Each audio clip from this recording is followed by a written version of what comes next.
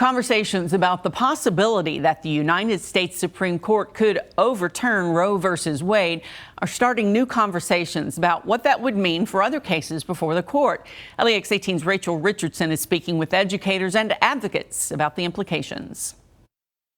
The U.S. Supreme Court's leaked draft opinion in regards to the overturning of Roe v. Wade has sparked protests both for and against abortion rights. A University of Louisville law professor says the implications go beyond abortion. We're talking about other rights that fall under the umbrella of the right to privacy that the Supreme Court has applied to other cases. There are many other rights that have used the same approach that the court used in Roe to develop the right to privacy that would also then be vulnerable. Markison says a few of those additional rights rooted in the right to privacy include things like the right to getting a contraceptive, some parental rights, and the right to same-sex marriage, or other rights that aren't spelled out in the U.S. Constitution. He says if Roe were overturned, anyone could challenge these rights. How each of them would come out would depend on how far the court would be willing to take it. Members of the Kentucky Fairness Campaign are also alarmed. Executive Director Chris Hartman says in addition to worries about the right to same-sex marriage, if the court overturns Roe v. Wade, he's concerned it could lead to discrimination. If that goes away, then you could be fired from your job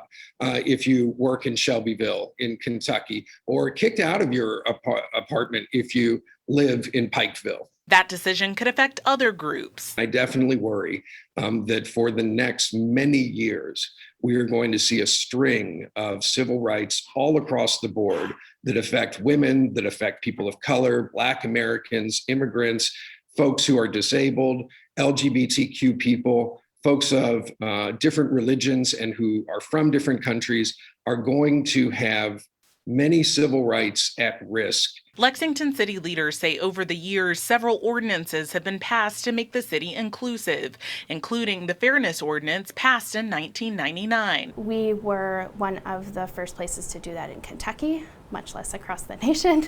And I felt like that was a signal to our community about how important this was to us. Markison says historically, U.S. Supreme Court justices have been reluctant to overturn precedents because of what it could mean for established rights. That's why we have the doctrine of stare decisis. Stick to the law because there are settled expectations that people have relied on in forming their relationships and in ordering their lives. For now, it appears many in Kentucky will be watching and waiting for the decision from Washington. In Lexington, Rachel Richardson, LEX 18 News.